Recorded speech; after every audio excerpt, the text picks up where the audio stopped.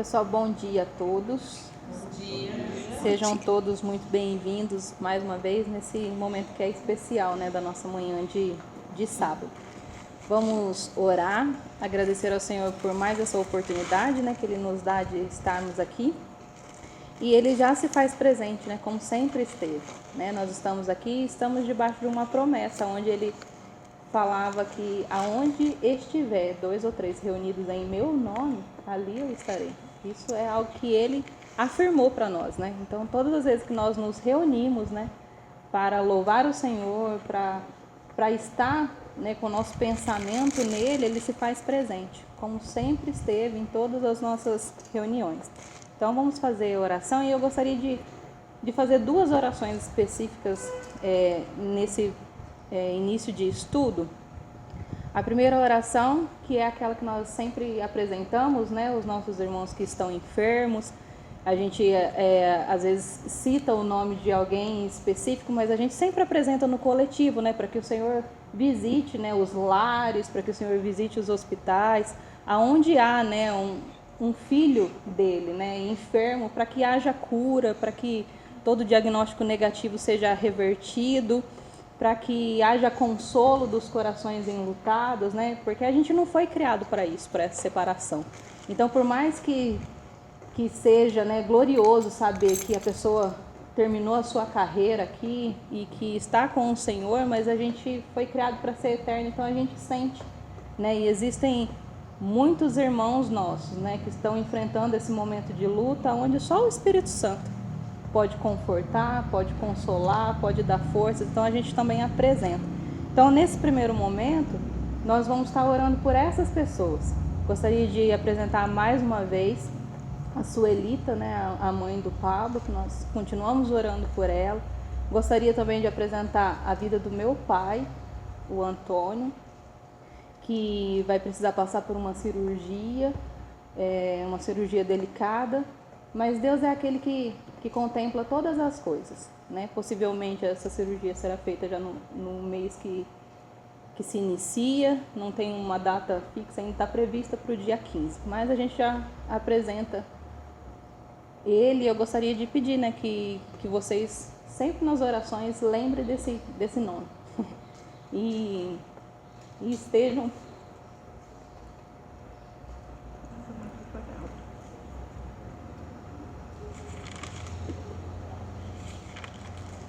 intercedendo. E o segundo momento de oração, eu gostaria que a gente pudesse aqui unir a nossa fé, a nossa voz para orar, é pelas nações, né? Que o mundo tá um caos, e tem muitas pessoas sofrendo nesse momento. Então é claro que o que está mais em alta aí é a questão do Afeganistão, do Haiti, e de fato a situação lá está muito difícil, muito delicada, mas existem outros países, né? Como eu postei lá no grupo, todos os países estão enfrentando um grande desafio agora. Então a gente vai orar também, né, por todas as nações, pelos seus governantes, porque por mais que a gente saiba que esse momento ele já estava previsto, que tudo aponta para a volta de Cristo, mas enquanto estivermos desse lado da eternidade, o nosso papel é orar, porque o Senhor Jesus nos ensinou isso, para que a gente ore para que haja paz, para que haja salvação, para que haja proteção. Então, enquanto nós estivermos aqui, nós vamos orar, né, para que o Senhor venha estender as suas mãos. Então, eu gostaria de pedir que a irmã Selma fizesse essa primeira oração em favor dos enfermos, dos enlutados, apresentando aí todos e apresentando a Suelita, apresentando a vida do meu pai. Eu queria apresentar a vida do Anthony. Uma criança de 3 anos que está com leucemia. Isso. O Anthony também. Tem o Bruno, que é uma pessoa que o Michel pediu oração no sábado passado. Irmãos, eu recebi um e-mail ontem de uns parentes meus e vou já compartilhar com os irmãos para nós estar orando, que está previsto uma grande catástrofe para o Brasil. Eles estão se organizando em oculto como que fala, nesse negócio aí, que eles se comunicam, WhatsApp, não sei. Então,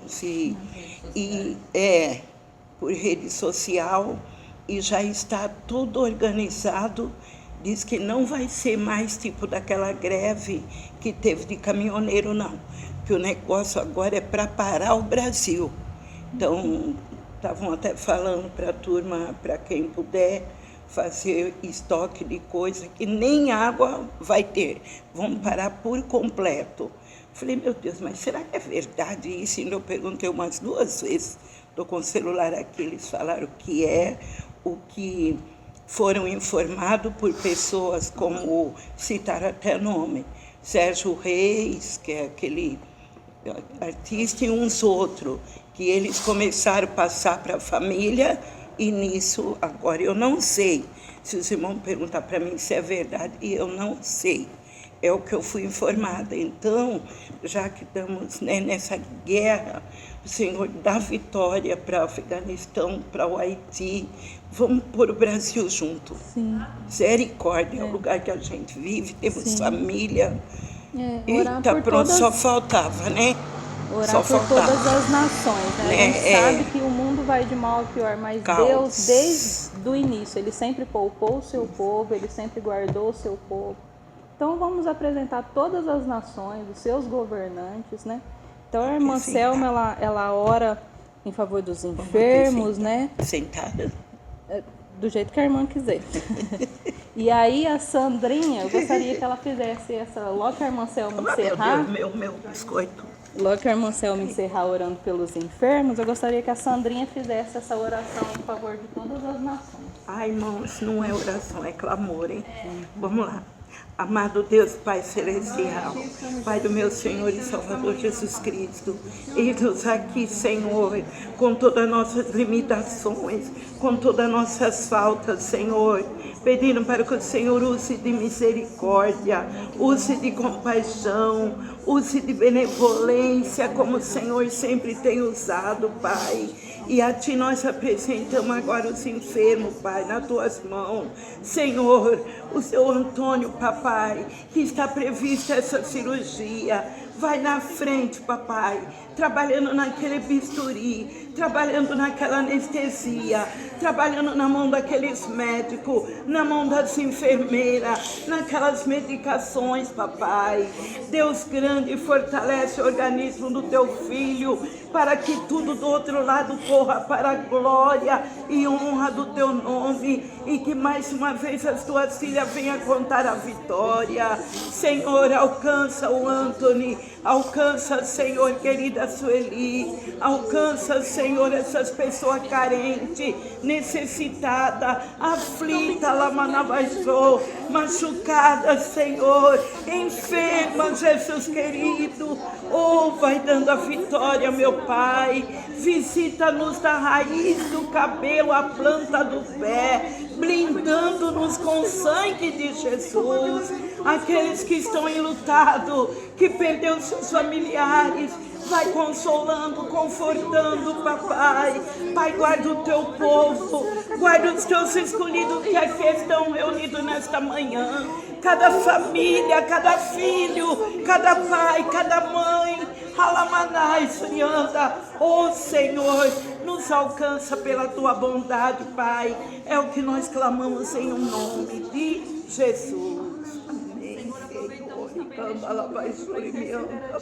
Oh, Espírito Santo de Deus, porque entendemos, Senhor, que a Tua igreja tem esse papel aqui. A Tua igreja e o Espírito Santo atuando na vida da Tua igreja, aqueles que resistem, Senhor, a atuação do mal nessa terra ainda está aqui. E nós te louvamos porque o Senhor tem levantado os seus remanescentes, o Senhor tem levantado um grande exército para batalhar essa guerra. Essa guerra que não é contra a carne, não é contra o sangue, mas contra as hostes, contra as potestades dos ares. Socorro, Ah, Jeová, manda, socorro. Senhor, o teu exército de guerra, Socorro, Senhor, meu sobre Deus, este tem mundo, Pai misericórdia, querido. Pai. Onde Em haja, nome Senhor, uma de vida Jesus. necessitada, Põe na tua Senhor. bandeira da Uma vitória. vida, Senhor, angustiada, que o Senhor possa vir Põe com na teu bandeira da consolo, que o vitória Senhor possa agora, meter o teu Senhor. bálsamo. Finca a bandeira da Ah, vitória Jeová, na guerreia nossa por terra, nós, na Senhor. nossa nação. Nós temos Sara a professado o nossa teu nome, terra, nosso Senhor. general de guerra, Sara aquele que a vai nossa à frente, terra, aquele que dá Senhor. estratégia, Sara a aquele que nossa tem terra, torre, poder Senhor. nos céus e na Olha o terra. aflição E o ali. nosso pedido maior, Olha o Senhor, sofrimento, se olha não a for possível angústia, olha passar a o dor. cálice na vida dessas Senhor, nações, olha que o ali, Senhor guarde a olha alma. todas as Que o nações, Senhor esconda, Senhor, as Pelo nossas amor almas do no teu teu nome, pavilhão. Pai. Para que quando os nossos corpos tomarem Pelo sobre amor essa do teu terra, nome, Senhor, as Senhor, nossas pelo almas amor do estejam teu guardadas nome, Pai. contigo, Em Senhor. nome de Guarda, Jesus. Senhor, a tua igreja, guarda as nossas mentes, os nossos corações, nos dê alegria, nos dê consolo, nos dê esperança, nos traga à memória aquilo que nos dá esperança, para que possamos, Senhor, dizer, Senhor, não da boca para fora, mas com toda a nossa alma, Maranata, Maranata, ora vem, Senhor Jesus, e que se não for para toda a humanidade, que seja para mim, que seja para aqueles que estão aqui, Senhor, dizendo, Maranata, ora vem, que o Senhor possa verdadeiramente nos trazer ao coração essa esperança, e que aconteça o que acontecer, tudo está no teu controle, a tua vontade ainda é boa, perfeita e agradável. Assim, Senhor, nós te agradecemos por fé, Senhor, crendo que o Senhor ainda ouve a oração da tua igreja, do teu povo que se chama pelo teu nome. Graças te damos. Amém. Amém. Graças a Deus. Bom, vamos lá, pessoal. Mais uma aula sobre o tabernáculo. Na aula passada, é muito importante, pessoal, estar atento aos detalhes, porque um detalhe ele vai explicar, ele vai nos dar a explicação de um outro. O tabernáculo ele é cheio, né? Ele é muito emblemático, ele é cheio desses sinais, e um detalhe é a resposta do outro, né? Nós vimos, passa aí, prima, nós vimos que a madeira que Deus pediu para que fosse feito não era madeira de lei, não era madeira nobre, era uma madeira de difícil manipulação, né? Madeira cheia de nó, uma madeira dura, uma madeira que carpinteiro algum gostaria de trabalhar, né?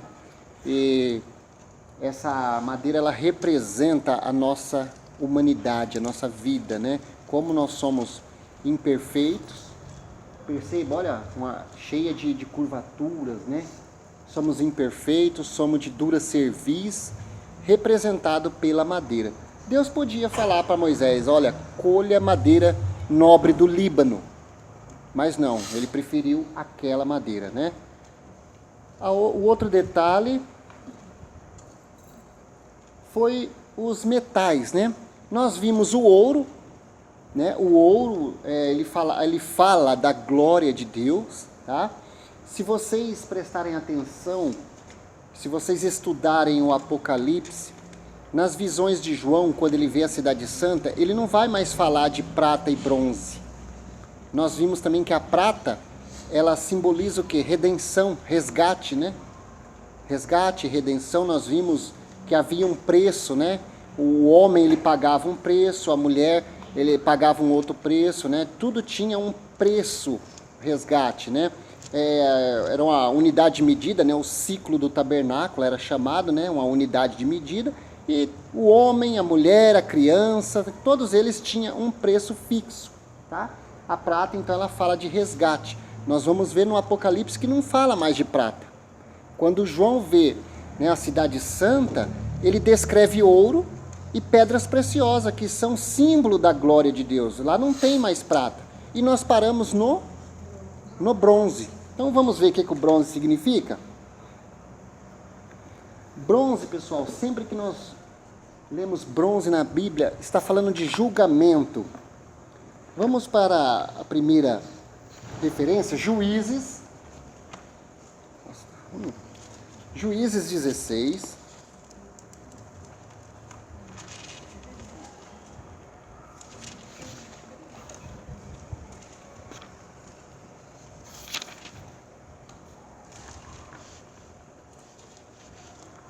verso 21.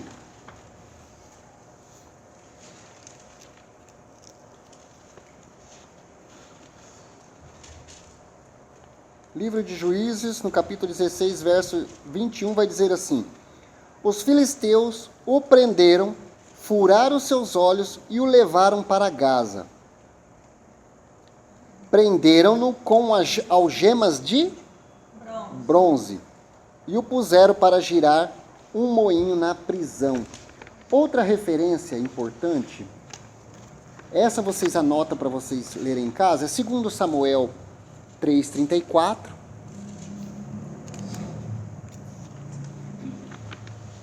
Segundo Samuel 3:34, 2 Reis 25:7 e Lamentações 3:7, tá? Segunda Reis 25:7 e Lamentações 3:7. Todas essas referências vai estar nesse contexto, falando de julgamento do bronze. Agora, uma que eu gostaria de ler com vocês aqui é Deuteronômio 28,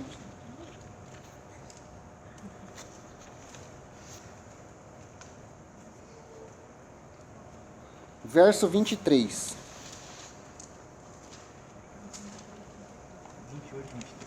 28, 23.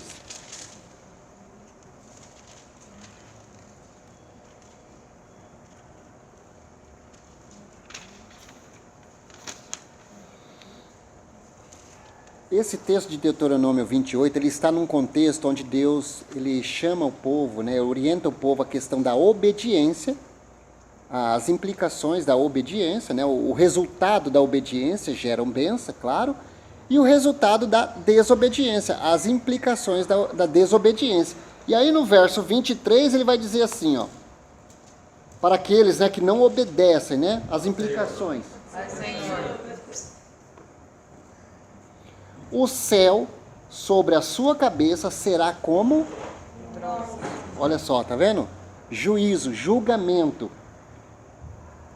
O chão debaixo de vocês como ferro, na sua terra o Senhor transformará a chuva em cinza e pó, que descerão do céu até que vocês sejam destruídos.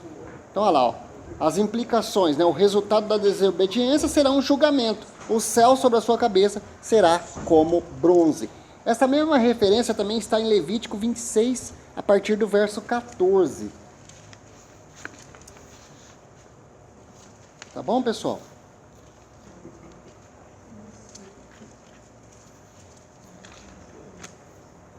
Levítico 26, olha lá, o castigo da desobediência, a partir do verso 14. Mas se vocês não me ouvirem e não colocarem em prática todos esses mandamentos e desprezarem os meus decretos, rejeitarem as minhas ordenanças, deixarem de colocar em prática os meus mandamentos e forem infiéis à minha aliança, então assim os tratareis. Eu lhe trarei pavor repentino, doenças e febre, e lhe tirarão a visão e lhe definharão a vida. Vocês semearão inutilmente, porque os seus inimigos comerão a sua semente, o seu rosto estará contra vocês. E vocês serão derrotados pelo inimigo, os seus adversários dominarão, e vocês fugirão mesmo quando ninguém os estiver perseguindo. Se depois de tudo isso, disso tudo, vocês não me ouvirem, eu os castigarei 7 vezes mais pelos seus pecados. Eu lhes quebrarei o orgulho rebelde e farei que o céu sobre vocês fique como ferro e a terra de vocês fique como bronze. Agora ele inverte, né? A força de vocês será gasta em vão, porque a terra não lhes dará colheita, nem as árvores da terra lhe darão fruto.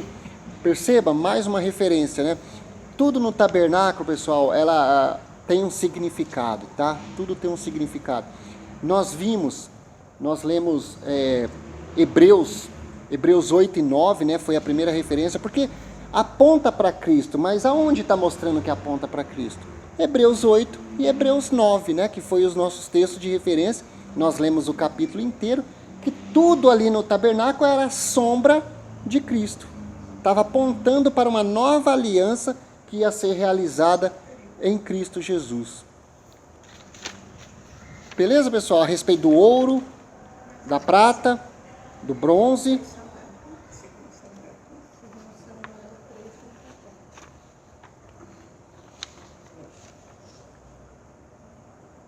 É muito importante nós entendermos bem esses metais para subsídio do nosso estudo, né? Que vai ter muito, vai falar muito disso. Pois não, Primo? O ouro é a glória. Oi? A prata é o resgate. A prata resgate. E o bronze é o juízo. Juízo e julgamento, tá? Beleza? Isso é tão forte que o ouro, como a glória de Deus, você não vê mais falar dos outros metais. Por quê? Porque no Apocalipse tudo já foi restaurado no plano original. Quando João vê descer, né, a cidade santa, ele não fala mais de prata e de bronze. Ele só fala de ouro e pedras preciosas, que são as referências da glória de Deus. Lembra que na referência do ouro 3,18, Deus disse para a igreja, olha, vocês têm tudo, menos a minha glória. Vocês precisam comprar ouro. Vocês têm tudo, vocês são ricos. Mas vocês estão nus. Por quê? Porque vocês não têm a minha glória. Tá? Beleza, pessoal? Próxima referência. Próximo. As cortinas. As cortinas. Vamos lá, nas cortinas. As cortinas é muito interessante. Eu quero que vocês prestem muita atenção. Eu fui assim muito cuidadoso com as figuras para assim deixar bem didático mesmo, tá, pessoal? Olha só, essa, passa mais uma, prima. Mais uma. Mais uma. Tá. Olha, já deu para nós visualizarmos bem, né? Agora pode voltar na primeira. As coloridinhas, então, é só Na entrada. Não. Vocês vão ver que tem 3 cortinas coloridinhas. e coloridinhas, assim, na mesma cor, porém... Porque ela é diferente. Com detalhes de... Né? Tudo bem. Essa aí ainda são iguais. Mas são 3 cortinas, tá? São 3 cortinas. Elas são diferentes em alguns aspectos e isso tem uma simbologia para nós. Pode voltar na primeira lá. Tá. Vamos falar então das cortinas. As cortinas, pessoal, do pátio externo. Pessoal, vocês vão ver que o nosso estudo, como nós estamos em Êxodo 25, só que ele automaticamente ele leva nós para, por exemplo, as cortinas, né? Está em Êxodo 26, né? Está em Êxodo 36, porque ali são detalhes técnicos de como Deus queria que fosse feito. Eu disse na aula passada, Giovana, é o seguinte, Deus poderia falar para Moisés, Moisés, faça uma tenda aí para mim. Como, Senhor? Não, qualquer tenda, de qualquer jeito. Que cor que o Senhor quer? Não, fica à vontade, escolha. Né? Mas não, ele foi categórico nos detalhes, e isso tem um simbolismo para nós, tá? Isso tem um simbolismo para nós. Então, ó, perceba, vamos lá nas cortinas. Eu vou falar primeiro da cortina do pátio, que está em Êxodo 27. Êxodo 27, a partir do verso 9. Faça um pátio para o tabernáculo. O lado sul terá 45 metros de comprimento. E cortinas externas de linho fino trançado. São aquelas cortinas brancas, tá? Com 20 colunas de base de... Todo mundo está acompanhando? Bronze. Cobre e bronze é a mesma coisa, viu, irmãs? É apenas assim, muda um pouco na proporção para virar bronze ou cobre, tá? É a mesma linguagem, tá? Então, essas cortinas estão sobre bases de bronze. O bronze simboliza julgamento. Começa a prestar atenção nesses detalhes, que vai fazer toda a diferença. Com ganchos e ligaduras de prata nas colunas. Ao lado norte também será 45 metros de comprimento e cortinas externas de 20 colunas e 20 bases de bronze, com ganchos e ligaduras de prata nas colunas. O lado ocidental, com as cortinas externas, terá 22 metros de largura, com 10 colunas e 10 bases. O lado oriental, que era a frente, né? O tabernáculo ele ficava de frente. Ele ficava de frente para o nascer do sol, tá? O nosso leste aqui. O lado oriental, que dá para o nascente, também terá 22 metros de largura. Haverá cortina de 6 metros e 75 centímetros de comprimento em um dos lados da entrada, com 3 colunas e 3 bases e cortinas externas de 6 metros e 75 centímetros de comprimento no outro lado, também com 3 colunas e 3 bases. À entrada do pátio haverá uma cortina de 9 metros, é aquela cortina lá, ó. Haverá uma cortina de 9 metros de comprimento, de linho fino trançado e de fios de tecido azul, roxo e vermelho. Esse roxo aí, em algumas traduções, está púrpura, né? Isso. Obra de bordador, com 4 colunas e 4 bases. Todas as colunas ao redor do pátio terão ligaduras, ganchos de prata e bases de bronze. Olha só, na cortina da entrada também é base de bronze. Presta muita atenção nesse detalhe. O pátio terá 45 metros de comprimento e 22 metros de largura, com cortina de linho fino trançado. São as cortinas brancas laterais, né? Linho fino trançado é a cor branca, tá?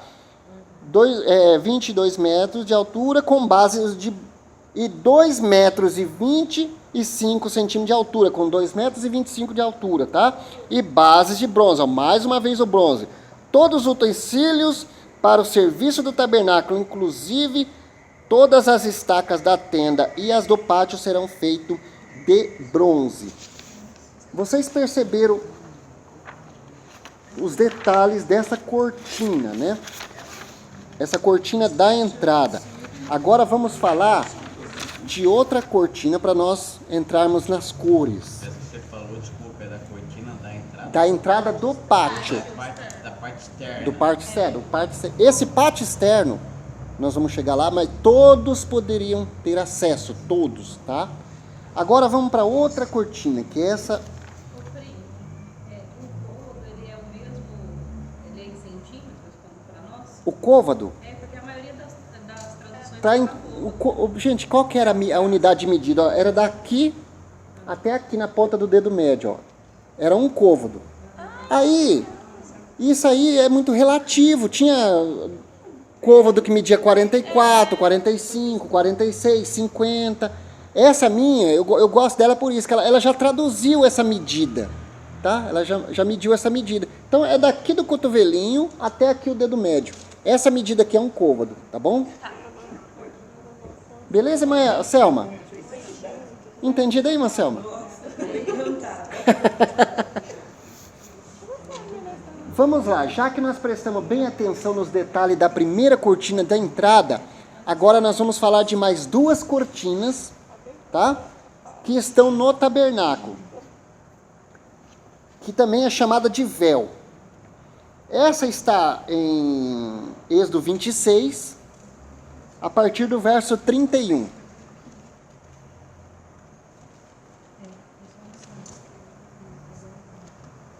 Da onde que vai ter dessa agora? Oi? Dentro do tabernáculo, na entrada do tabernáculo, tá? E Qual que é a referência? Êxodo 26, 31 ao 37. Olha só o que diz, pessoal. Também tem a mesma referência em Êxodo 36, 35. Você vê que tá, lá vai dar com mais detalhes. Então, porque eu quero que vocês prestem bem atenção nisso, porque quando nós terminarmos o tabernáculo, nós não vamos para o capítulo 26. Nós já vamos para o capítulo 28 e 29, que vai falar do sacerdote. Porque não tem mais necessidade, entendeu? Porque um faz link. É só o outro faz com mais detalhes, tá bom? Vamos lá, Êxodo 26, 31, ó. Faça um véu de linho fino trançado e de fios de tecido azul, púrpura e vermelho. E mande bordar nele o quê? Estão acompanhando aí, pessoal? É o 26 a partir de 31. 26 a partir de 31, filha. Com querubins, na minha Bíblia está Obras de artista. Querubins de obra-prima separada.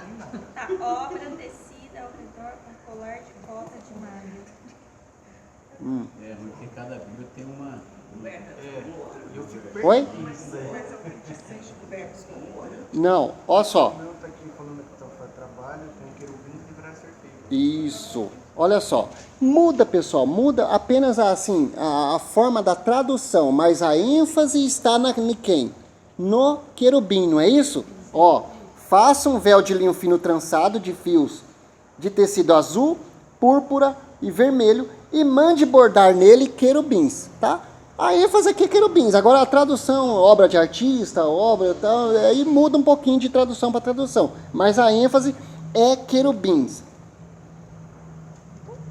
Agora preste atenção num detalhe que eu quero que vocês fiquem bem atentos.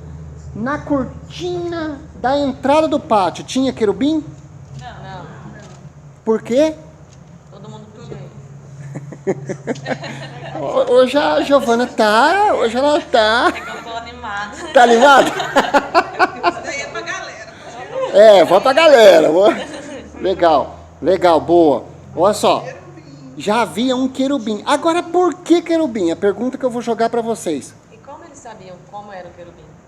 Ó, Deus, ele revelou no monte, nós vimos isso nos estudos passados, Deus revelou. Ó, você vai fazer da forma que eu vou te mostrar aqui do céu. Inclusive, Hebreus 8 e 9 também descreve, né? Foi feito uma cópia do santuário celestial, tá? Beleza? Então ele sabia mais ou menos, né? Agora, por que querubim? Essa pergunta eu vou jogar para vocês. Vocês vão ter que me ajudar a responder. Não podia ser um anjo, não podia ser um arcanjo, não podia ser um serafim, mas Deus escolheu o querubim. O querubim está relacionado à adoração? Ó, começou a sair aqui. Não.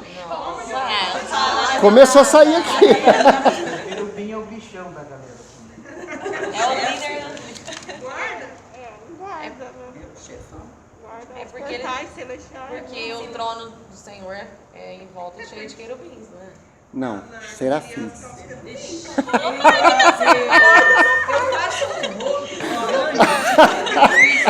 é tão bom, pode olhar. Pra mim é tudo anjo. Querubins, então. Eu faço um bolo. Peraí, serafim é o que tem várias seis asas? Ah, sim. Ó, pessoal, quando a gente... Oi? Ela quer saber o que tem o querubim. Tem o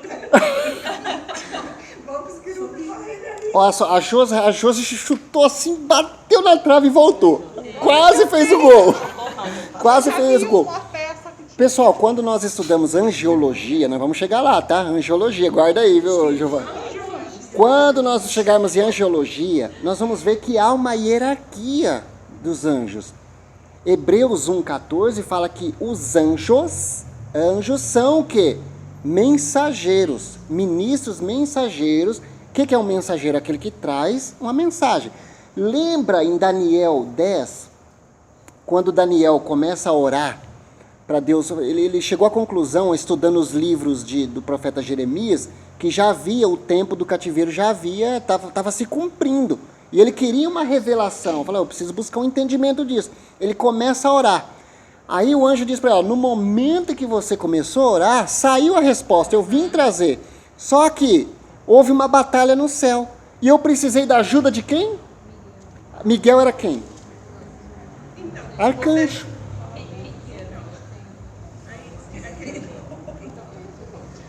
Por que que... Por que aquele sentimento se fala, quando fala Miguel e seus anjos, ele então tem ele está na categoria de anjos ou lembra que você comentou da possibilidade Miguel de é ser um- Jesus? Você lembra disso? Miguel é um arcanjo. Não, esquece isso. Não vamos fazer confusão. Esquece isso. Só volta um pouquinho antes, então, porque o papo quer saber por que é da batalha no céu. Por que dessa batalha? Ó, domingo eu falei... Domingo eu comentei muito isso aqui na escola dominical, né? Quem esteve presente eu falei dessa batalha. Houve um impedimento, porque Deus ia revelar para Daniel revelações futuras, escatológicas. E o diabo queria impedir. Então o diabo, numa linguagem, olha, o príncipe da Pérsia se opôs, né? E eu precisei chamar Miguel. Por quê? Porque Gabriel era um anjo mensageiro. Ele não é anjo de guerra. Ele é um anjo mensageiro. Agora, quando ele diz, ó, e veio Miguel ao meu encontro, né, para ajudar, quer dizer, aí houve a batalha, aí sim liberou para ele trazer. Ele diz para Daniel, Daniel, desde o primeiro dia, eu já saí com a resposta, mas houve um impedimento. E houve uma batalha de 21 dias. E agora eu estou trazendo a mensagem para você. A revelação é esta, entendeu? Então nós temos, ó, anjos que são mensageiros, deixa bem claro lá em Hebreus 1,14, eles são ministros que estão a nosso favor, tá? Anjos são mensageiros, você vê que quando o anjo foi anunciar para Abraão, foi um anjo, não foi um arcanjo, não foi um serafim, tá? O arcanjo são anjos guerreiros, né? Anjos para batalha. Aí vem os serafins, quando Isaías contempla a glória de Deus, quem que estava lá ao redor? Ele diz bem claro, e o serafim pegou uma tenaz e tocou na minha... Anjo. Não segue essa ordem, é assim, tá? Mas arcanjo só tem um? Oi? Ou não, tem muitos arcanjos? Vamos dizer assim, é um líder. Um líder que tem, tá? Vamos colocar dessa forma. Uma função, não é uma... Exatamente, cada um com uma função. Tanto Isaías viu o serafim, como Ezequiel também viu os serafins debaixo do trono, tá? Agora, a figura do querubim. Nós precisamos entender ela. Adoração. Tá lá em Isaías 6, se não me engano, tá? O capítulo 6. É a visão que ele viu os serafins, né? A glória de Deus. Agora vamos entender o querubim. Aonde está escrito que querubim é guardião, como a Josi disse? Muito simples. Gênesis 3, 24.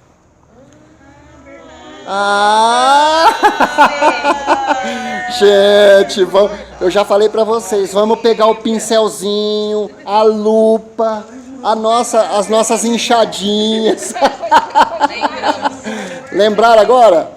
É Gênesis 3. Eles não, acho que eles não saem de perto do trono, eles não saem de lá. Os serafins não. Agora olha só o querubim, a figura do querubim. Olha qual é a função do querubim.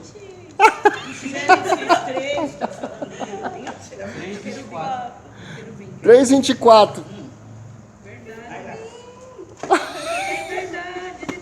É que foi tão triste que a gente aqui, gente. E ele tá lá.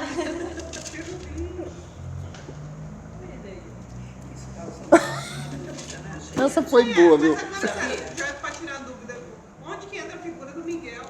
Miguel e seus anjos. Não, esquece isso, esquece. Não cause confusão, isso não é para hoje. Você tá atrás do Miguel, eu tô atrás da batalha, que não teve uma explicação da batalha. Oi? A batalha? Não, Pablo, a batalha espiritual. Teve a batalha, Pablo. Não, eu sei, mas... Esses anjos que nós chamamos de demônios impediram de trazer a mensagem. A batalha foi essa, houve uma resistência.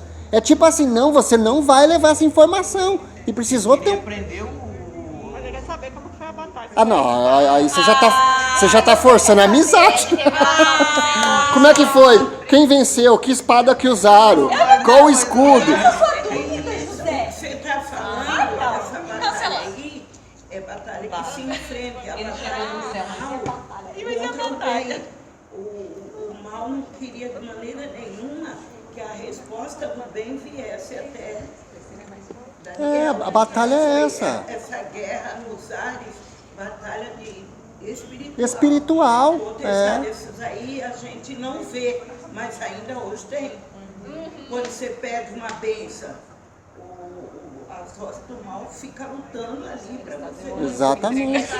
A batalha é nesse sentido, Pablo. Não é que... Não vê. A minha benção tá esperando.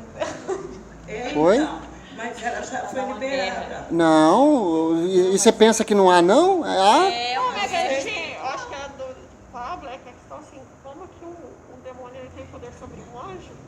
Não é que tem poder, ele se opõe, ele é o nosso opositor, gente. Vocês Gente, vocês não pode confundir as coisas. Ele tem poder. Ele tem poder. O apóstolo Paulo diz assim, ó, não subestime, né, com seus ardis. Ele tem poder de se transformar em anjo de luz. Ele tem poder. Não significa que o poder dele é superior ao poder de Deus. Isso não. A nossa oração é a chave. É. Perseverança, persistência. A gente ora, não que a gente dá mais poder para Deus, mas a gente dá legalidade para Ele batalhar por nós. É onde que a gente Eles são poderosos, sim.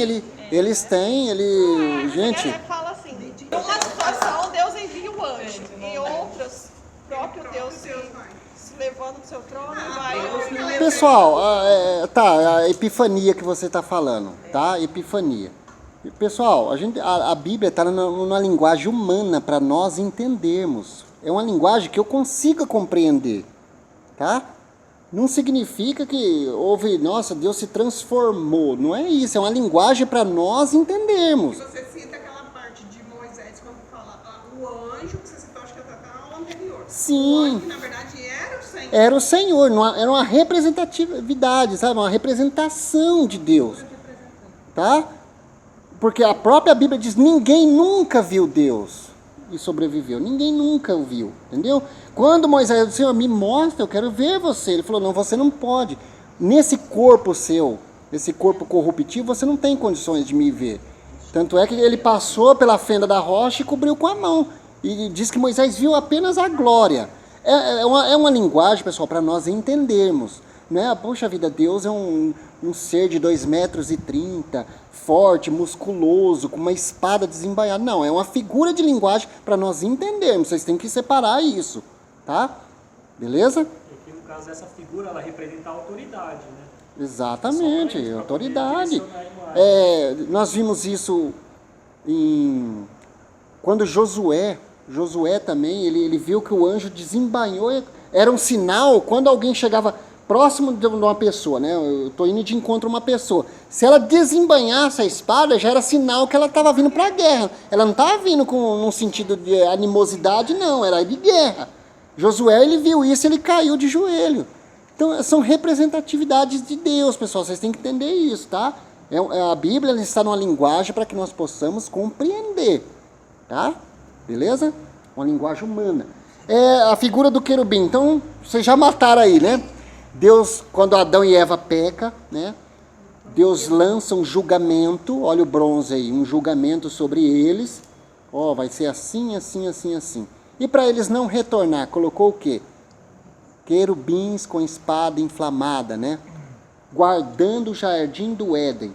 Agora, vocês perceberam que na primeira cortina não tem o querubim, mas na segunda e na terceira também tem um outro detalhe que eu vou deixar mais para frente, tá? E na segunda cortina já tem o querubim. Já tem o querubim. Exatamente, tá?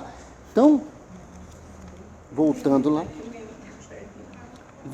lá para Êxodo 31, 26, aliás. Faça um véu de linho fino trançado de fios de azul, carmesim e vermelho, e mande bordar nele querubins, pendure-o com ganchos de ouro, em 4 colunas de madeira de acácia, revestida de ouro e fincada em 4 bases de... Olha o outro detalhe aqui, pessoal. As bases já não são mais de prata. Agora olha aqui, ó. Pendure o véu em colchetes, coloque-o atrás do véu a arca da aliança. Este véu separará o lugar santo do lugar santíssimo. Vocês perceberam que agora há um véu com figuras de querubins, porém as bases dele são de prata. Diferente. Agora continua aqui, ó, e coloque a tampa da arca, coloque a mesa do lado de fora do véu, no lado norte do tabernáculo, o candelabro em frente dela, do lado sul. Ó, cada peça tinha um seu posicionamento. Agora, olha, para a entrada da tenda, faça uma cortina de linho fino trançado e de fios de tecido azul, roxo e vermelho, obra de bordador. Faça ganchos de ouro para essa cortina e 5 colunas de madeira de acácia revestida de ouro. Mande fundir para ela 5 bases de bronze. Olha só. Olha os detalhes, pessoal. É nisso que nós temos que nos ater. Na entrada nós temos o bronze. Na entrada do tabernáculo, também bronze. Agora na entrada para o santo do santo, para o lugar santíssimo, as bases são de prata. Isso tem um significado. Passa por bastante julgamento antes de chegar na redenção. O 36, 35 agora, pessoal.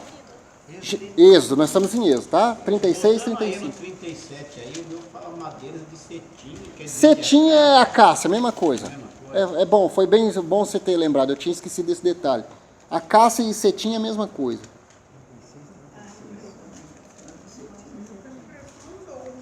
36, 35, pessoal, vai dar as mesmas referências. Ó. Fizeram o véu de linho fino, trançado de fios de tecido azul, roxo e vermelho e mandaram bordar nele querubins. Fizeram 4 colunas de madeira de acácia, revestiram de ouro, fizeram nelas ganchos de ouro fundido, fundiram as suas bases de prata. Para a entrada da tenda, fizeram uma cortina de linho fino, trançado de fios de tecido azul, roxo e vermelho, obra de bordador. Fizeram-lhe 5 colunas de gancho, revestiram de ouro as partes superior e a lateral das colunas e fizeram de bronze as 5 bases. Perceba que na primeira cortina já não tem mais o querubim, só lá na outra, guardando a entrada para a arca. Olha que interessante. Isso, nós vamos chegar lá, prima. Calma, vocês estão muito empolgados. Eu gostei de você quando falou do Gênesis 3. Ah! Filmou, né? Depois vocês olham no vídeo. Ah, a cara de... Porque todo mundo tá naquele mistério. Mas, gente, quem que é esse querubim? Bom, vocês entenderam aí, né, pessoal? Agora vamos falar das cores. Vamos falar das cores. A cor azul, pessoal. A cor azul. A cor azul é a natureza celestial de Cristo.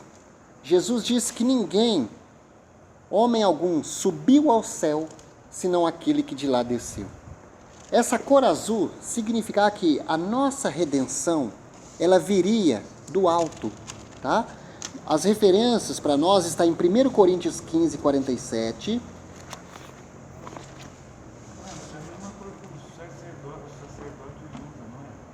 Ô Pablo, você tá adiantado, hein? Vamos devagarinho, Pablo, senão é detalhes, Pablo, é muito detalhes. Nós vamos chegar no sacerdote também. Nós temos 15, o quê? 15, 1 Coríntios 7, 15 47. 47. 1 Coríntios 15, 47. Olha só. O primeiro homem era do pó da terra. O segundo homem dos... Do céu. Os que são da terra são semelhantes ao homem terreno. Os que são do céu ao homem celestial. Assim como tivemos a imagem do homem terreno, teremos também a imagem do homem celestial. Aqui ficou bem claro que essa cor azul, né, ela está representando que a nossa redenção ela viria dos céus. Tá? Outra referência, 1 João 1,18. 1 João não, pessoal, desculpa, é o Evangelho de João.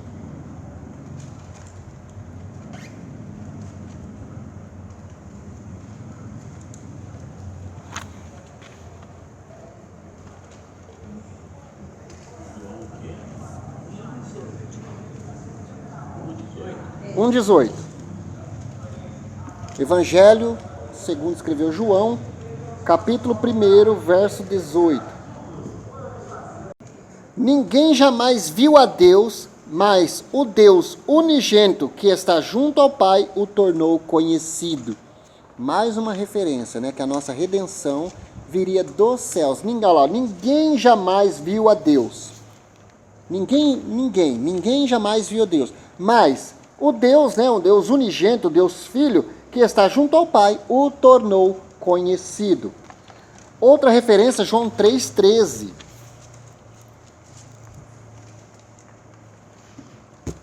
João 3,13 vai dizer: ninguém jamais subiu ao céu, a não ser aquele que veio do céu, o Filho do Homem. Tá? Olha como é interessante, tá vendo que é numa linguagem, né, uma linguagem humana para nós entendermos? O Filho do Homem, né? Percebe? Tá falando aqui de Deus, tá? Hebreus 7,26 é que vai falar a origem do nosso Senhor. Hebreus 7,26. Hebreus 7,26 vai dizer: é de um sumo sacerdote como este que precisávamos, santo, inculpável, puro, separado dos pecadores, exaltado acima dos céus. Então, ficou claro, pessoal, a cor azul. Por que do azul? Né? Tem um significado, né? Jesus, o nosso sumo sacerdote, né? Tudo a origem celestial, a nossa redenção, ela viria do céu. É por isso que tanto a base de prata como a base de bronze, né, separava do contato com o solo, simbolizando que a nossa redenção não viria daqui da terra, apontava para alguém, né? Aqueles sacrifícios que haviam ali, eles não tinham poder de perdoar o pecado, eles apenas aplacavam, expiava. O que é expiar, né? É aplacar o pecado, aplacava a ira de Deus, mas não tinha o poder de perdoar como o sacrifício de Cristo, né? Vamos lá, a próxima cor é a púrpura, pessoal. O púrpura, tá vendo lá? A próxima cor é o púrpura. O púrpura, ele fala da realeza de Jesus. Esse ser que viria, esse ser que traria a nossa redenção, ele é rei. Vamos para Marcos 15:17. Evangelho segundo escreveu Marcos, no capítulo 15, verso 17. Vestiram-no com um manto de... Depois fizeram uma coroa de espinho e o colocaram nele e começaram a saudá-lo. Salve o quê? Rei dos Judeus. Olha, a primeira cor, azul, simbolizando que a nossa redenção viria dos céus. A segunda cor, a púrpura, simbolizando que ele seria rei, tá? Apocalipse, nós temos também Apocalipse 19:16. Em seu manto e em sua coxa estava escrito este nome. Qual é o nome? Rei dos reis e Senhor dos Senhor dos senhores, tá? Então a cor púrpura, ela simboliza a realeza de Cristo. Isaías 9, vamos para Isaías, porque lá vai ter uma referência muito importante. Aqui em coxa ele fala de roupa? Onde fala que está escrito isso? É como se tivesse uma inscrição na sua roupa, né? 9, 6 e 7. O reino dessa pessoa que seria rei, ele não era um reino passageiro, tá? Olha o que diz Isaías 9, versos 6 e 7. Porque um menino vos nasceu, um filho nos foi dado, e o governo está sobre os seus ombros. Ele será chamado Maravilhoso, Conselheiro, Deus Poderoso, Pai Eterno, Príncipe da Paz. Ele estenderá o seu domínio e haverá paz sem fim sobre o trono de Davi e sobre o seu reino, estabelecido e mantido com justiça, retidão, desde agora e para o zelo do Senhor dos Exércitos fará isso. Olha só que interessante, pessoal. Não é um reino passageiro, né? A próxima cor, pessoal, entendido aqui o azul e o púrpura. A próxima cor é o carmesim. O carmesim, pessoal, simboliza sacrifício.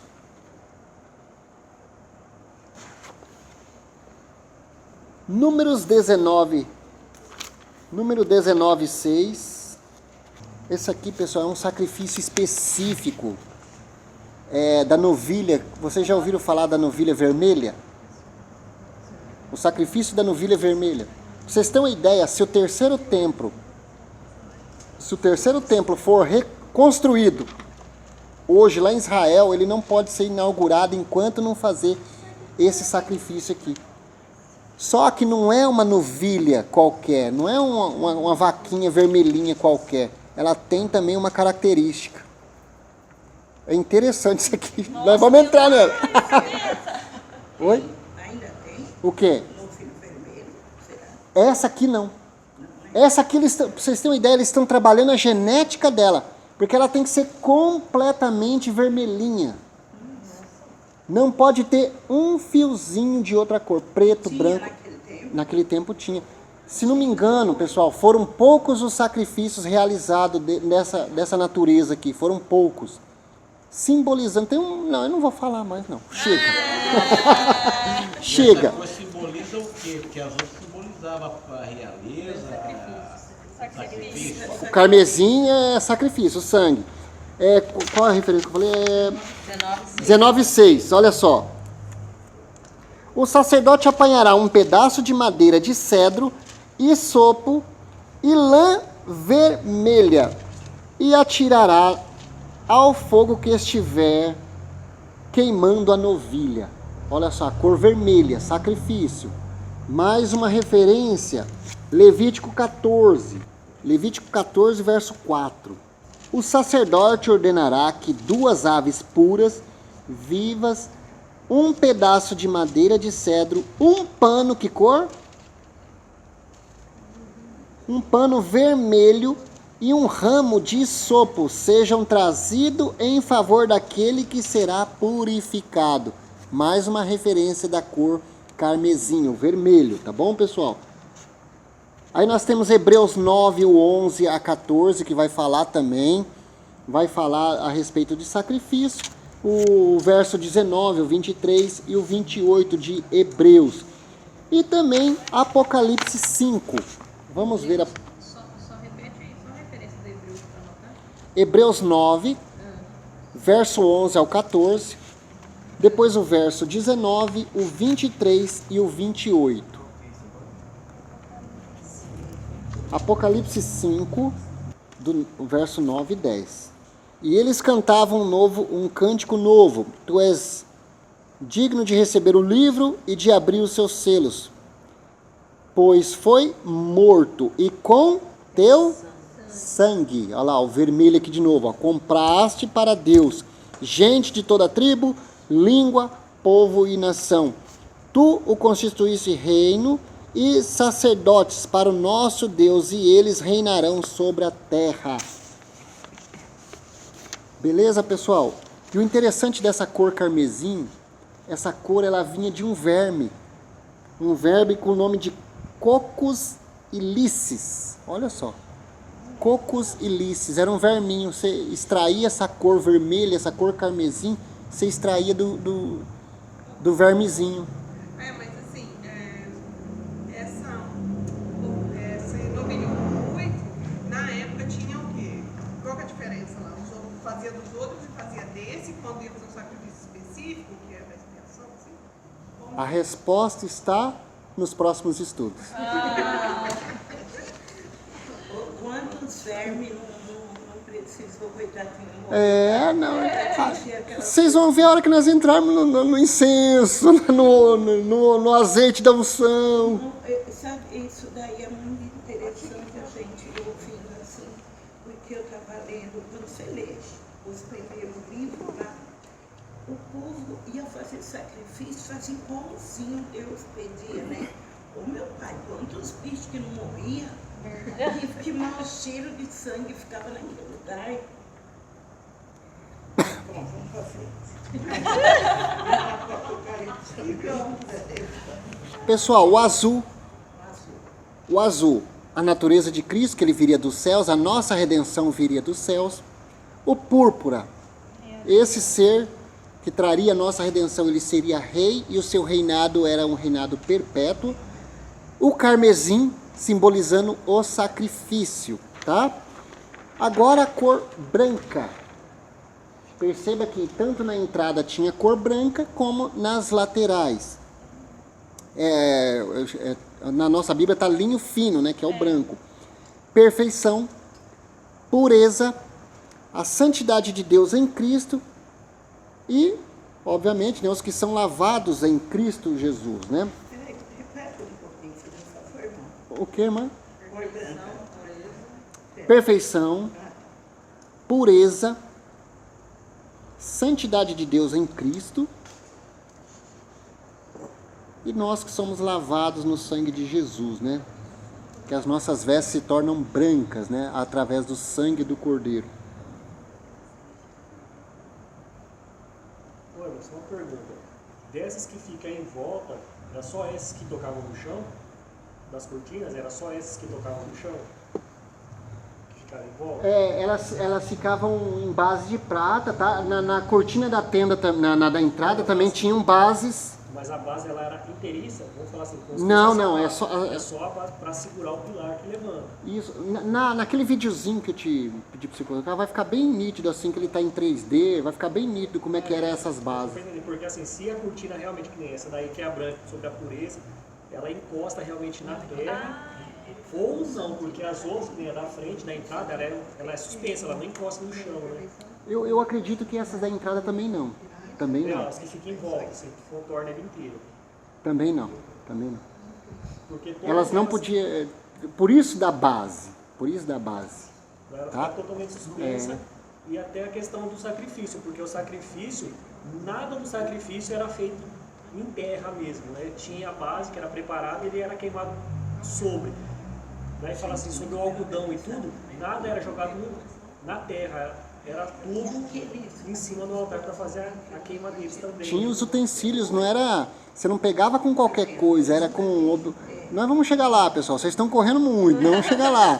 Aí isso daí era fixo. Oi? Não, isso era móvel, isso era todo desmontável, né? Tem uma coisinha ali em 3D, né? Vamos chegar, a hora que chegar lá vocês vão ver, tem 3D! Calma! Isso era tudo desmontável, era móvel. A hora que a nuvem... nós vamos chegar lá, pessoal, vocês estão correndo muito. Toda vez. Não, irmã Selma, a senhora não faz ideia. Como a alegria deles em ficar só disponível para isso.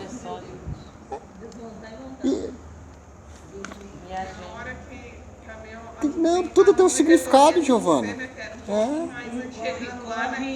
Agora vamos lá, Apocalipse 7, verso 9. Aí mesmo. Na cor branca.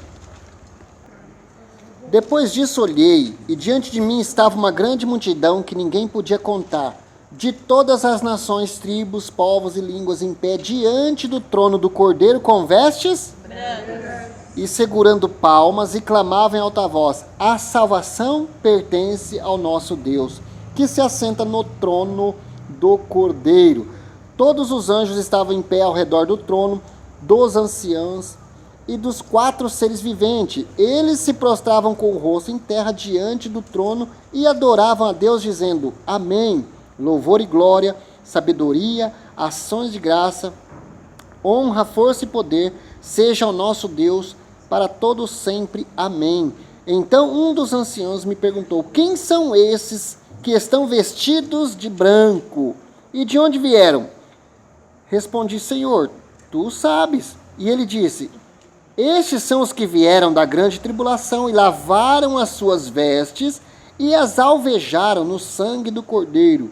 Por isso eles estão diante do trono de Deus e o servem dia e noite em seu santuário.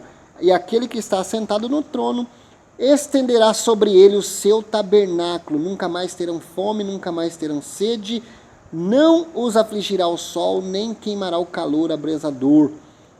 Pois o Cordeiro está no centro do trono, será o seu pastor. Ele os guiará às fontes de água viva. E Deus enxugará dos seus olhos todas as lágrimas. Olha só, está falando aqui daqueles que vieram da grande tribulação, tá? Eles estavam vestidos, isso, eles estavam vestidos de branco, pureza, santidade, venceram, tá? Outra referência, Salmo 132, verso 9.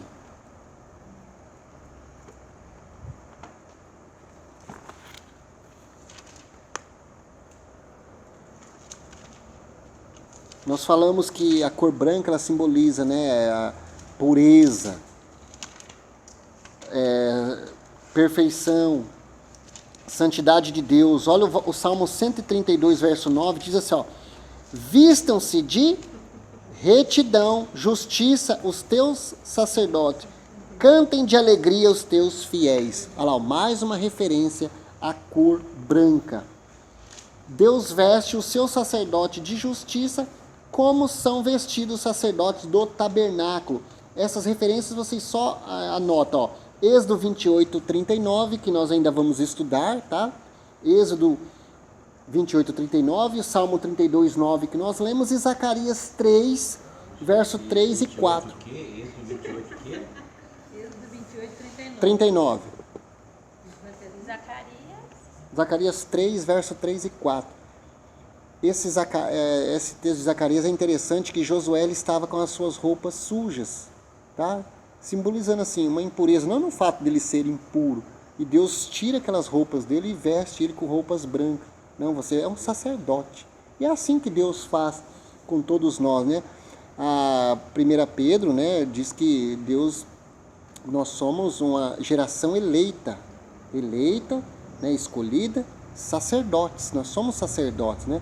Então Deus nos reveste com essa pureza, né? E o caminho da santidade deve ser procurado, né? A prática da nossa vida tem que ser, né, uma vida de santidade. Beleza, pessoal? Entendido até aqui? Olha lá, mais uma referência como os ganchos de bronze, as bases de prata, os ganchinhos de bronze, de prata também, ficava sustentando aquelas cortinas. Pula mais uma, prima. O pátio externo. Pessoal, agora vamos a um detalhe. Vocês perceberam que o tabernáculo ele só tem uma entrada? Por quê? Ele só tem uma entrada. Eu sou a porta. Porque é isso aí, Deus mostrou pra ele. Só vai ter uma Mas existe uma porta.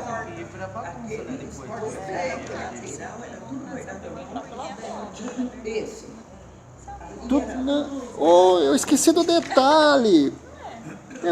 detalhe. Pessoal.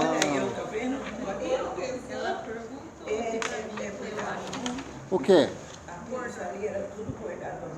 Mas, e o mais lindo disso tudo, Paulo?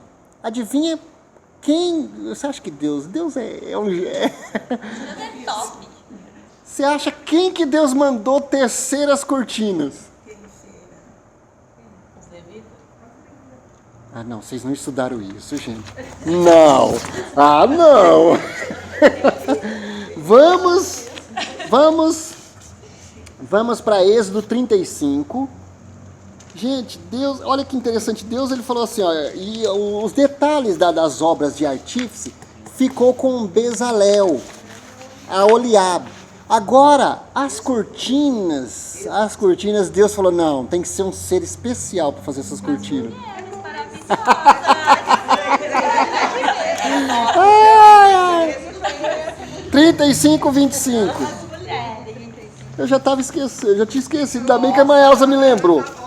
Gente, isso era tecido, isso era assim, era obra assim de tecelão, Irmão, imagina a cabeça de Moisés, gente, quantos anos ele ficou no deserto? 40 dias, 40 anos. Ele tinha que guardar tudo isso na memória para depois soltar ele. É Deus, irmã. Tinha foto. É Deus. Sabe, Moisés não falou assim, nós temos esse hábito, né, Pablo, de ir lá, deixa eu tirar foto para me comprar igualzinho. Então, isso que eu estava falando com a Giovana.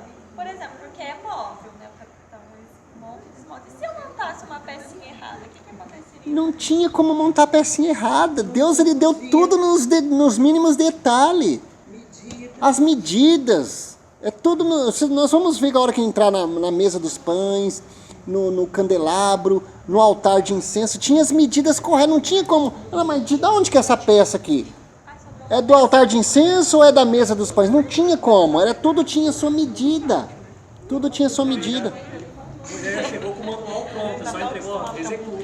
E outro detalhe, pessoal. Outro detalhe. Tanto a mesa dos pães da proposição, tanto o altar de incenso como a arca da aliança tinha um detalhe que, olha, faz toda a diferença, que nós vamos aprender na próxima aula. Vamos lá, vamos ao pátio. Vocês não me responderam porque só tem uma entrada. Eu quero respostas, pessoal. Ah, tá. Da cortina bordada não, que enfiavam, né? Vamos lá, 35, 25.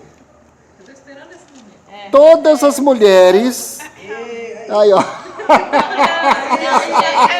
Não fiquem emocionadas. Fala assim, todas as mulheres hábeis. A gente não é. Não fala isso. Meu decorado está escrito todas as mulheres de coração sábio. Não vamos brigar por causa de tradução, pessoal. O importante é que Deus confiou a decoração das cortinas, a responsabilidade para as mulheres. Olha lá, todas as mulheres capazes teceram com suas mãos e trouxeram o que haviam feito, tecido azul, roxo e vermelho e linho fino. Todas as mulheres que se dispuseram e que tinham habilidade teceram os pelos de cabra, tá? Olha só, que interessante, Deus confiou às mulheres. Ô, gente, agora nós vamos chegar numa parte mais técnica do tamanho dessas cortinas. Gente, isso era imenso.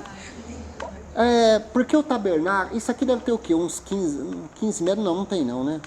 É essa altura aqui. Tá dando 7,800, quase 8. 7 metros? Daqui até lá dá 6. 7 metros. 7? Gente, era 12 metros.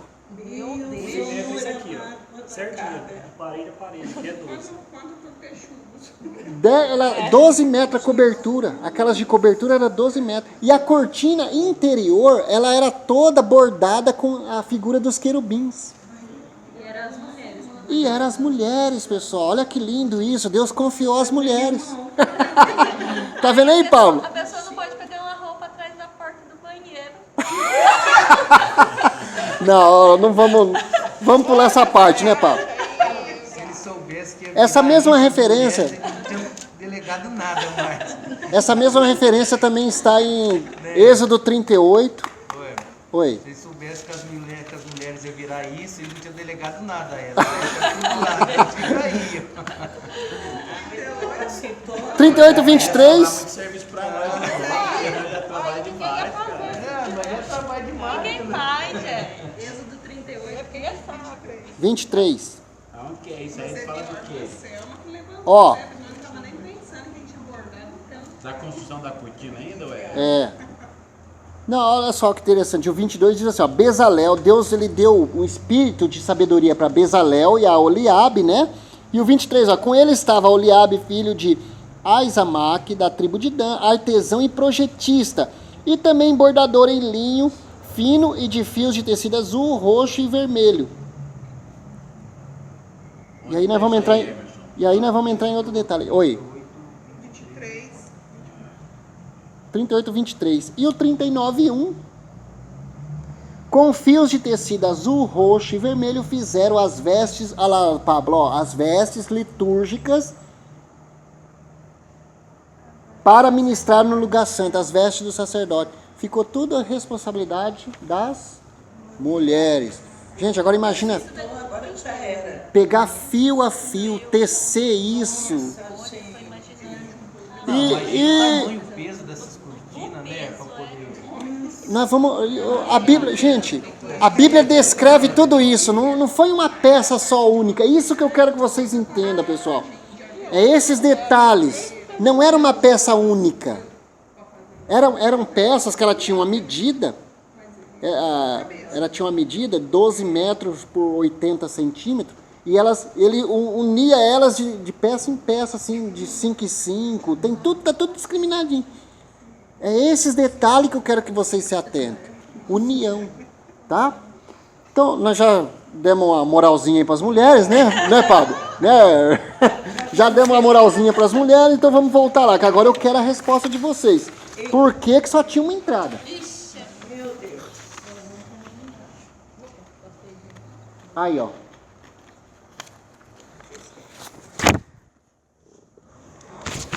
Por que que só tinha uma entrada, pessoal? Vamos lá. Um templo, um espaço desse tamanho, porque era assim, 45 metros por 22. É quase, acho que o tamanho dessa igreja aqui, ó. 22 é o dobro disso aqui. Isso aqui tem 12. Aqui tem 12? De largura que são 12. Olha só, tá vendo? Eu tô ruim de cálculo de assim, de base, né? 12 por Então era até lá, mas só era mais largo. olha só. Esse tamanho, só que Não, é mais maior. Não, é Maior que essa igreja? É um pouco maior. Ô, gente, mas se a gente for ver, eu não entendo nada. A questão do pátio, considerando o quê? Não, se for o pátio ele dá. Ó, você coloca lá da parede até o final, daqui tá dando 26. Era o dobro disso, é o dobro. Imagina o dobro disso aqui, ó. O dobro e o dobro. Era enorme, era enorme. E o interessante, pessoal, que o pátio tinha aquela entrada das cortinas coloridas, né, que nós já vimos a simbologia, sobre as bases de prata, porém todos tinham acesso ao pátio. Todos tinham acesso ao pátio. Porém, a pergunta que eu quero que vocês me respondam, por que que só tinha uma porta? Moisés podia fazer várias portas. Um tabernáculo desse tamanho, um pátio desse tamanho. Por que só uma porta? Olha os detalhes, pessoal. Não tinha o corpo de bombeiro lá para Você coloca a questão A entrada na presença de Deus. Ele é a porta das chegar na ovelhas. presença de Deus, não existe só uma porta. Que ele é o único caminho, sei lá. Aleluia! A mulher vai responder. Pessoal, Jesus disse que ele era o único caminho. O único. Quando? Porque, ó, tá difícil ainda a compreensão, porque nós ainda não entramos nos detalhes lá de dentro. Nós estamos falando só aqui de fora. Então fica meio confuso. Mas Jesus disse que ele seria o único caminho. Então as pessoas só tinham aquela entrada, não tinha outras. Como se diz, não tem caminhos alternativos, não tem facilidade. Ele é o único caminho, tá? Ele é o único caminho. Vamos para, olha só as medidas do pátio, está em Êxodo 27. E nós já vamos encerrar também, porque, né, já está dando horário e as outras, porque é cheio de detalhe, não adianta correr. A gente podia falar com uma aula, mas 27:9, ó. Êxodo 27:9, faça um pátio para o tabernáculo, o lado sul terá 45 metros de comprimento e cortinas externas de linho fino trançado, olha lá, ó, lado sul, com 20 colunas e 20 bases de bronze, com ganchos e ligaduras de prata nas colunas. Olha lá, ó, 20 colunas com 20 bases de bronze e com ganchos de ligadura de prata. O lado norte, né, tá da mesma forma, 45 metros de comprimento, cortinas externas de 20 colunas e 20 bases de bronze com ganchos e ligaduras de prata na coluna. O lado ocidental, o fundo do tabernáculo, com as suas cortinas externas, terá 22 metros de largura, com 10 colunas e 10 bases. O lado oriental, à frente, né, que dá para o nascente, sempre dessa forma. Ele não era montado de outra maneira. Simbolizando o quê? Que Deus ele estava no controle de tudo. Ao nascer do sol, ao pôr do sol, Deus estava no controle de tudo. Vamos montar, está muito sol aqui, vamos montar do outro lado. Não, ele seguia essa orientação, sempre do lado do oriente, a frente para o oriente, o fundo para o ocidente, tá? E as laterais, norte e sul, sempre dessa forma. simbolizando que Deus estava no controle do nascer ao pôr do sol, tá? Porque nós vimos que, por que Deus pediu para fazer o tabernáculo? Ele queria estar no meio do seu povo. Lembra que nós vimos lá em Êxodo 24, 25, né? 25. Haverá cortinas de 6 metros e 75 centímetros de comprimento de um dos lados da entrada, 3 colunas com 3 bases, e cortinas externas de 6 metros e 75 centímetros de comprimento de um lado, de outro lado, também com 3 braços de coluna. À entrada do pátio haverá uma cortina de 9 metros de comprimento. Imagina uma cortina de 9 metros, pessoal, né? É coisa grande, né? Ó. De linho fino trançado e de fios de tecido azul, roxo e vermelho, obra de bordador, com 4 colunas e 4 bases. Todas as colunas ao redor do pátio terão ligaduras, ganchos de prata e bases de bronze. O pátio terá 45 metros de comprimento e 22 metros e meio de largura, com cortinas de linho fino trançado de 2 metros e 25 de altura, né? Com bases de bronze. Todos os utensílios para o serviço do tabernáculo, inclusive todas as estacas da tenda e as do pátio, serão feitas de bronze. Então, olha só, o pátio só tinha uma entrada porque Jesus disse: eu sou o caminho. O caminho. Aí... Tinha o trajeto até o tabernáculo. Oi? Por isso que tinha o trajeto até o tabernáculo. Existia todo um passo a passo. Tinha um passo a passo. Aí nós vamos entrar no altar do sacrifício, que já tem uma outra simbologia que nós vamos deixar para o próximo estudo. Tá? Então, quando Jesus diz, eu sou o caminho, e você olha para o tabernáculo, e Hebreus 8 e 9 diz que tudo aquilo era uma analogia, né? Prefigurava Cristo. Então, agora nós conseguimos entender. Se ele diz que ele era o caminho, só havia um caminho para a redenção. Tá? Beleza, pessoal? Por hoje é só, vamos parar por aqui. Tá? Tinha muito bronze nesse caminho para a redenção. Nossa, muito julgamento. Eu tenho eu não vou saber onde está aqui agora, que eu faço tanta anotação, gente. Não, ela está falando do bronze, no sentido de julgamento. Tinha muito Vai julgar pra lá. Ah, não, tem aqui, prima. As estacas, as bases, tudo era bronze, até chegar Eu preciso me organizar aqui, mas sabe aquele... Era só 2,5 toneladas de bronze. Está lá em Êxodo 38. O ouro era 1 tonelada. Gente, 1 tonelada é 1.000 quilos de ouro. A prata, 3,5. 3,5 toneladas de prata. E 2,5 toneladas de bronze. É bronze, gente. E outra coisa interessante do bronze... Não, vou deixar para outra aula. Porque tem a ver com as mulheres também, Pablo. As mulheres estão em todas. Pode responder por que as mulheres pesavam menos na outra aula. Ah, foi a Samara. A Samara, ela é danadinha, né, gente? É 1 tonelada de ouro que você falou? 1 tonelada de ouro, 2 de prata. 3,5 de prata e 2,5 de bronze. Para a gente responder essa pergunta, não é que Deus menosprezava. Oi? O ouro é quanto? 1 tonelada. 1 tonelada. Não é que Deus menosprezava, porque a pergunta da Samara foi o seguinte, Samara, para você Samara, a pergunta da Samara, por que a mulher valia menos? Porque todos tinham um preço da redenção, né?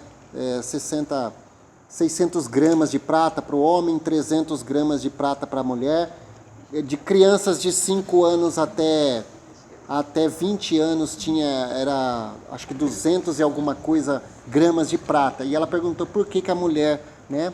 Samara, naquele tempo não era como hoje. Hoje uma mulher, uma jovenzinha como a Samara já tem a sua vida financeira, já tem, né, os seus recursos. Naquele tempo não, a mulher, né, ela não tinha renda, E Deus foi cuidadoso até nessa questão.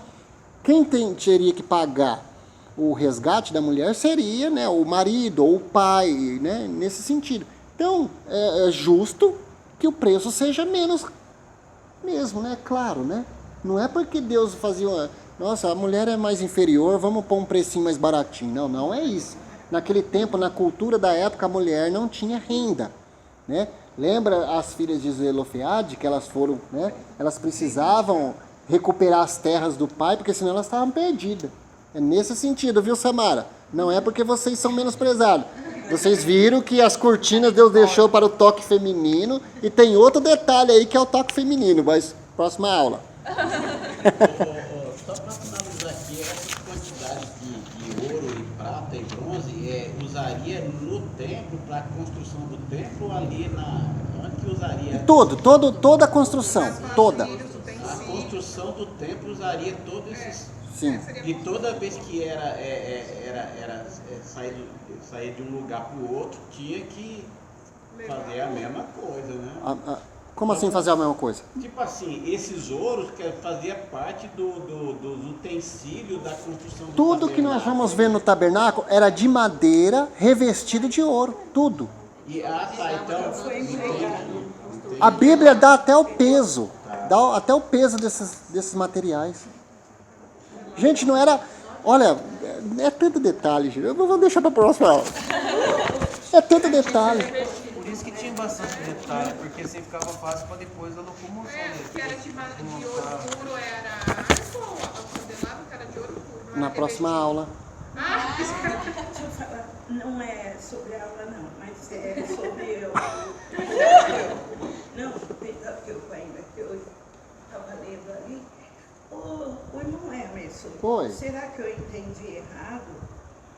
O povo fala assim, ó, eu ouço muito, acho que os irmãos também já ouviram, porque eu sou levita de Deus, porque eu canto, eles falam que quem se dedica ao louvor é levita.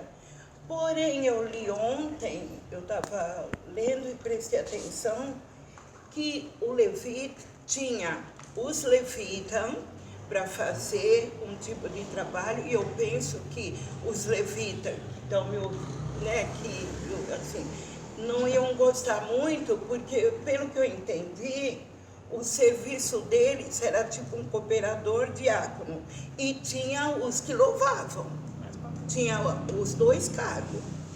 Não está falando aqui, eu preciso ver o versículo, posso até trazer na próxima aula. Estava em Neemias mesmo, antes de Esther.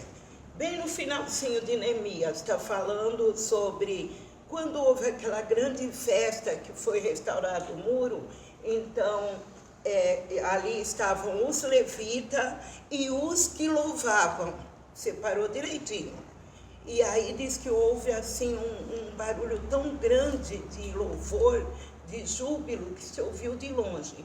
Aí eu fiquei meditando, falei, mas a turma fala que quem louva são os levitas, por que aqui está falando? Estavam os levitas e os que louvavam. Está separado. Não.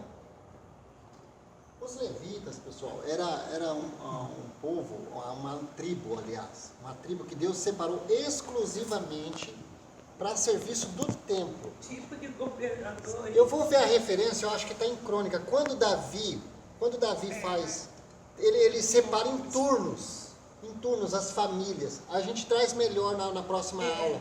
Que aí a gente vai entender direitinho essa questão dos levitas. Porque hoje é muito comum uma pessoa dizer, eu sou levita. Eu sou levita. Se ele soubesse a profundidade do que ele está falando... Era uma curiosidade, mas sempre passou despercebido, mas o levita não... Na verdade, do louvor foi no tempo de Davi que foi instituído, acrescentando essa parte do louvor. Até então, quando institui ali o templo, ele separa, inclusive, dentro da tribo de Levi, que são os 3 filhos de Levi, Merari, Coate e Gerson, cada um tem uma função, uma parte. Entendi. Mas depois, posterior, no tempo de Davi, né? Que se institui o louvor, tanto que eles são responsáveis ter pela esses primeira três crônica. eu vou trazer aí. Ajuda também, Marcelo, a trazer a referência. Eu vou trazer. Davi, ele eu achei interessante como isso ele daí. fez a divisão. Porque a gente fica nisso, né? Para mim, passava os levitas, É o papel tudo bem. Mas não era... do ministério diaconal de hoje, né?